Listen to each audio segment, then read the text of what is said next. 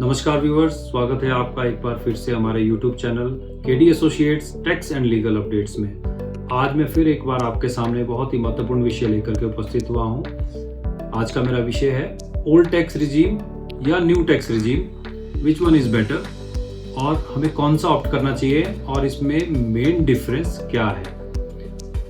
2020 के बजट में सरकार ने एक नया टैक्स रिजीम इंट्रोड्यूस किया, जिसमें उन्होंने सभी अलाउंसेस और डिडक्शंस को खत्म करते हुए इनकम को बेस मानते हुए सिर्फ इनकम के हिसाब से टैक्स रेट के स्लैब तैयार किए। जैसा कि आप सभी जानते हैं, पुराने टैक्स रिजीम में हमें बहुत सारी डिडक्शंस, अलाउंसेस और एग्जम्पशंस मिलती हैं। आमतौर पर देखा गया है कि बहुत सारे करदाता एग्जम्पशंस, डिडक्शंस, अलाउंसेस में कंफ्यूज होते हैं और तीनों को एक ही समझते हैं, जबकि टेक्निकली ये सारी चीज़ें अलग हैं। हमें डिडक्शंस, एग्जम्पशंस, अलाउंसेस और रिबेट या रिलीफ के अंतर को समझना चाहिए और इसके हिसाब से अपनी आईटीआर में इंफॉर्मेशन देनी चाहिए। मेजर डिफरेंस जो हमारा न्यू रिजीम और ओल्ड रिजीम में है, वो अलाउंसेस को खत्म करने के अलावा इनकम के ऊपर फोकस करना है और सरकार की ये मंशा है कि सभी टैक्स पेयर्स जल्दी से जल्दी न्यू रिजीम में शिफ्ट हो जाएं।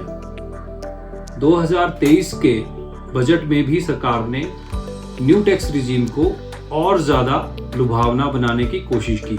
सरकार की कोशिश थी कि बहुत जल्दी से सारे tax payers new tax regime में शिफ्ट हो जाएं, किंतु ये लोगों को बहुत कंफ्यूजिंग लग रहा है। खास करके सैलरीड क्लास जो लोग हैं वो न्यू रिजीम में नहीं जाना चाह रहे हैं, क्योंकि ओल्ड रिजीम में उन्हें बहुत सारी सुविधाएं मिल रही हैं। 2 साल से ओल्ड रिजीम में कोई भी चेंज नहीं किया गया है और ज़्यादा फोकस न्यू रिजीम को देने की वजह से वहीं पर ज़्यादा रिबेट्स और रिलीफ भी दिया गया है। मैं थोड़ी सी जानकारी आपको एग्जम्पशन, डिडक्शन, अलाउंसेस और रिबेट या रिलीफ के बारे में भी देना चाहता हूँ। एग्जम्पशंस बेसिकली जो इनकम आपकी एग्जम्प्टेड है और जिस इनकम के ऊपर आपको कोई भी टैक्स की देनदारी नहीं है, उसे कहते हैं।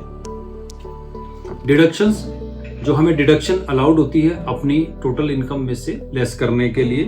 अलाउंसेस वो होते हैं जैसे हमें एचआरए दिया जाता है, किसी एक्सपेंडिचर को मीट आउट करने के लिए जो हमें अलाउंस दिया जाए उसके अगेंस्ट हम खर्चा करते हैं और फिर उसके एक्चुअल खर्चा या allowance which ever is less वो हमें रिबेट मिलती है, जिसमें कि आपका एलटीए, एचआरए, कंपनसेटरी अलाउंस या और भी बहुत सारे अलाउंसेस शामिल होते हैं। रिबेट सबसे जरूरी चीज है, जैसे कि हम सभी जानते हैं कि सरकार ने टैक्स लिमिट जो है वो पिछले साल तक 5 लाख थी और आने वाले वित्तीय वर्ष के लिए 7 लाख की है।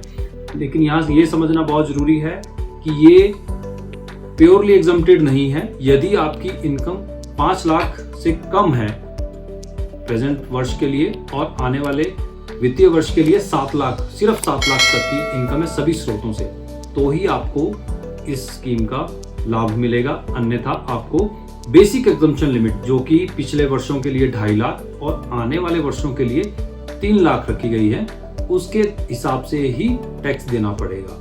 इसके ऊपर हमने एक अलग से वीडियो बनाया है, आप उसे भी जरूर देखें, जिसमें कि हमने बताया कि 60 वर्ष की आयु तक के लोगों के लिए बेसिक एग्जम्पशन लिमिट 2.5 लाख और 60 से 80 वर्ष के लोगों के लिए 3 लाख तथा 80 वर्ष से अधिक लोगों के लिए 5 लाख रखी गई है।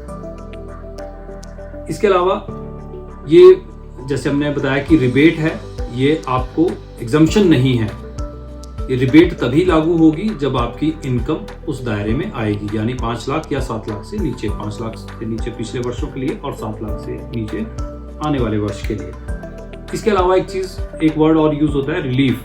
जैसे सेक्शन 89 के अंडर यदि हमें कोई इनकम प्रीवियस ईयर्स के लिए मिली है और वो इस साल में आके हमें मिली है, जिसकी वजह से हमारी टैक्स देनदारी बढ़ गई है, तो हम फॉर्म 10E फाइल करके सेक्शन 89 में रिलीफ क्लेम कर सकते हैं।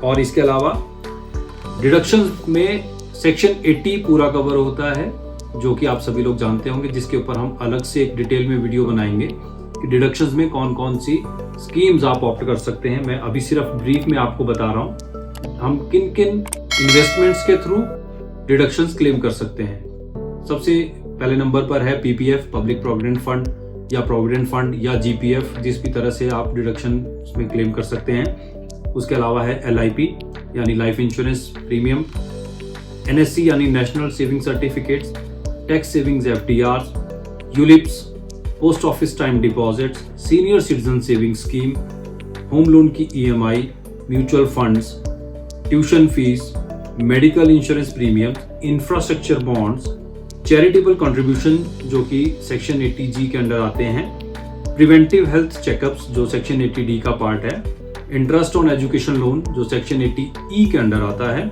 Interest on home loans, deduction on house rent.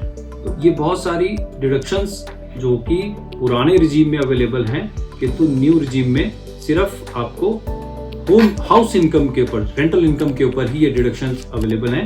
इसके अलावा और किसी भी तरह की डिडक्शन न्यू टैक्स रिजीम में अवेलेबल नहीं है। ये जानना भी जरूरी है कि ये नए रिजीम में बहुत सारे टैक्स स्लैब्स का डिफरेंस है, जिससे कि आपको फायदा होगा ओल्ड रिजीम के बजाय न्यू रिजीम में। सभी व्यूअर्स इस बात का ध्यान रखें कि डिडक्शन, रिबेट या रिलीफ आप तभी क्लेम कर सकते हैं जब आप आईटीआर फाइल करेंगे। यदि आपने आईटीआर फाइल नहीं की तो आप रिबेट का फायदा नहीं उठा सकते हैं। यानी 5 लाख तक की इनकम यदि आपकी है तो आपको रिटर्न भरना अनिवार्य है, क्योंकि बेसिक एग्जम्पशन लिमिट 2.5 लाख है। तो यदि आपको रिबेट का बेनिफिट लेना है तो आपको आईटीआर भरना अनिवार्य है। ये जानकारी आपको कैसी लगी हमें ज़रूर कमेंट करके बताएं और हमारा चैनल सब्सक्राइब भी करें और शेयर भी करें। अन्य किसी विषय पर वीडियो बनाने या जानकारी हेतु हमें ज़रूर लिखें। धन्यवाद।